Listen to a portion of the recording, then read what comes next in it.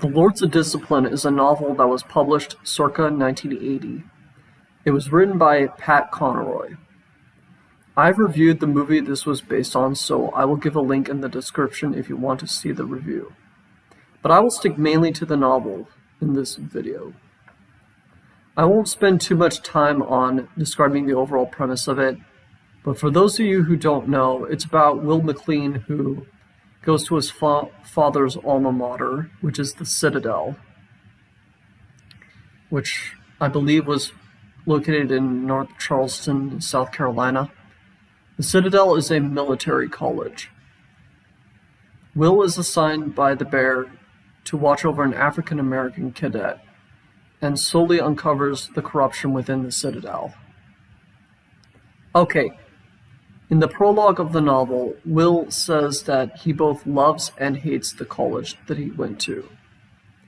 That is exactly how I feel about this novel. I love this novel due to the introspective laments by Will, who is the narrator of the novel. Its raw and intense scenes and dialogue, and its beauty that it can have at many parts.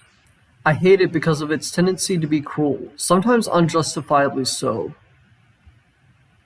I get that it's set at a military college that is corrupt, and that kind of comes with the fucking territory, but I will focus on what I'm talking about more later on.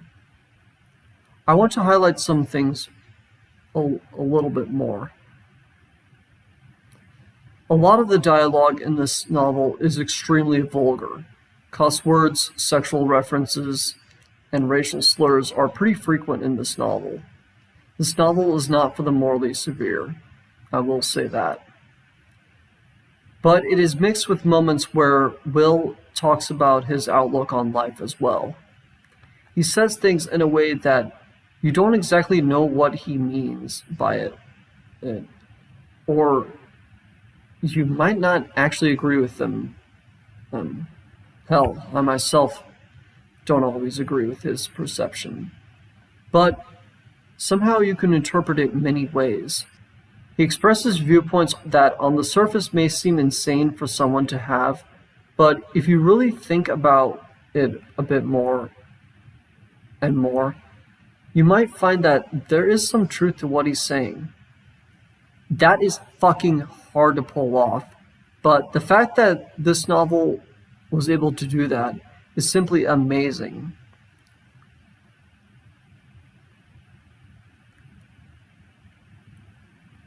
And some of them I actually do agree with.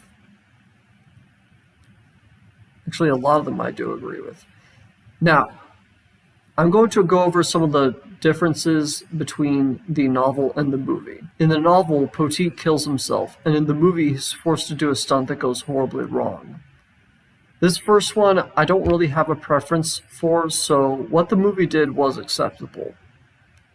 It doesn't really make it better or worse than the novel. In the novel, the Bear gives the assignment to Will because of his supposed liberal views. In the movie, the Bear gives the assignment to Will for payback because the Bear helped him get through his plebe year, or his freshman year of the school. I think I actually prefer how it was in the movie. Giving him an assignment because he thinks that he is a liberal is kind of petty. It kind of makes the Bear come off as a dickhead. This wouldn't be so much of a problem if it weren't for the fact that the Bear becomes one of Will's allies later in the story. Also, from what Will really thinks, I would say he's not really liberal. If anything, he's more independent than anything. Then again, it was set during the 1960s, and maybe it was a bit harder to tell if someone was independent. But even then, I think the movie did a better job of making the Bear more likable. In the novel, Will meets a girl named Annie Kate, who is initially very fucking angry at him and seems to outright dislike him. But over time, she does start to really love Will. She is also about to have a kid from a father we don't know until later on. This entire subplot is not included in the movie.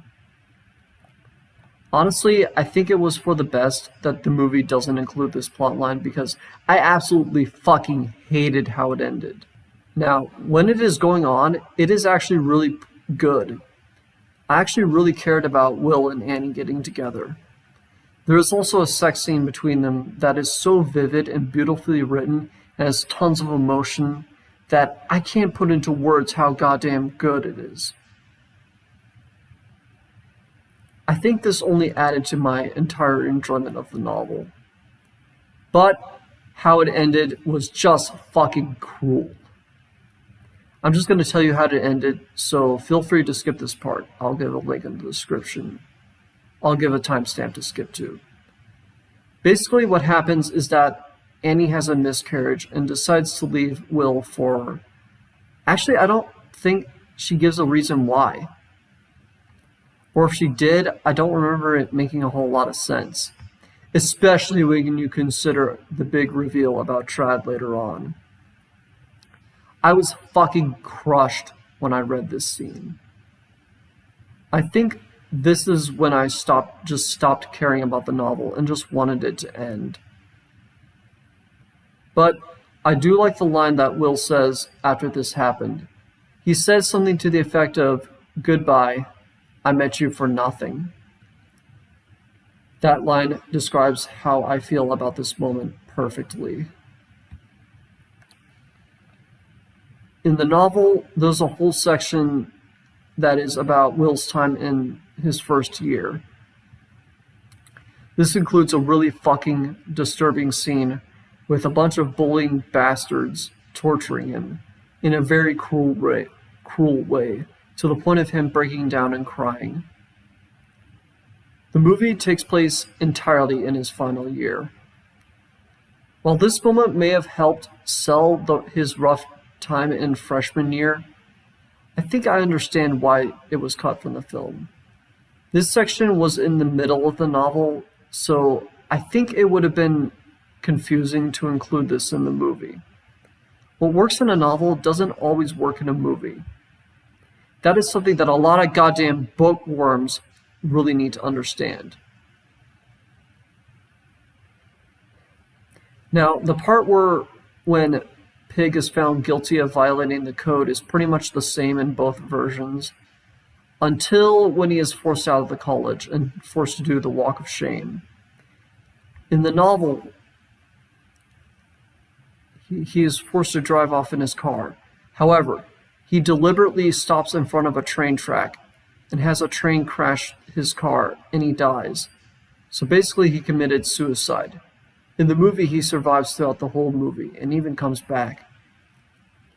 I have to say, killing him off in this way in the novel is just cruel. Okay, the biggest problem that I have with the novel is that it is just way too cruel and nihilistic. It really feels like the author is just torturing these characters at this point. It's not even realistic. Well, yes, life can be needlessly cruel.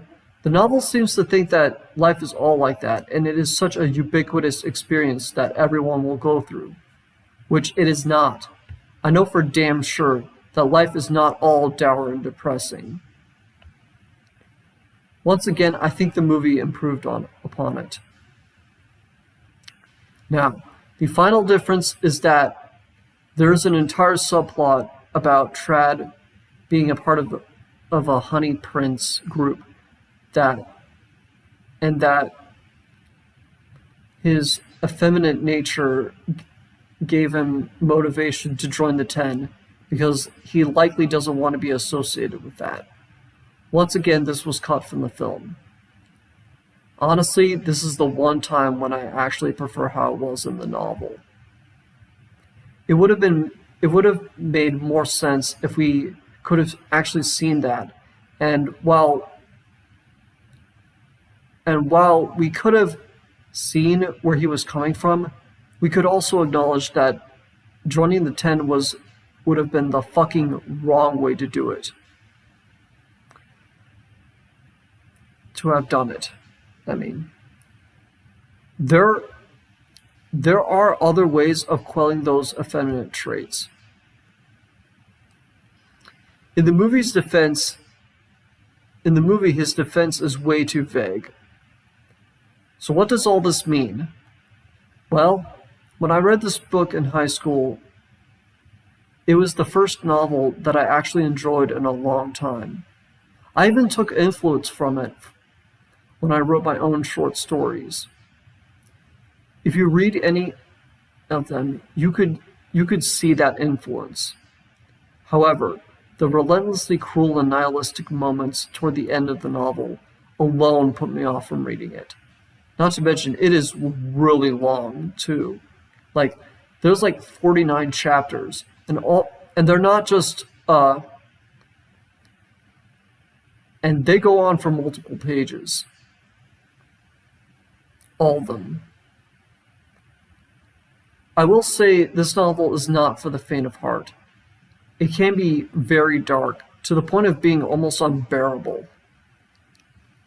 It is also extremely vulgar, which I don't have a problem with for the most part. I mean, there are moments that go overboard in terms of vulgarity, but there's not that many. But if you don't have a strong stomach, then I wouldn't recommend this novel at all.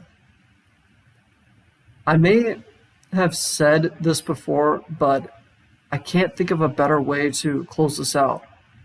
I both love and hate this novel, and that is the best way I can describe it.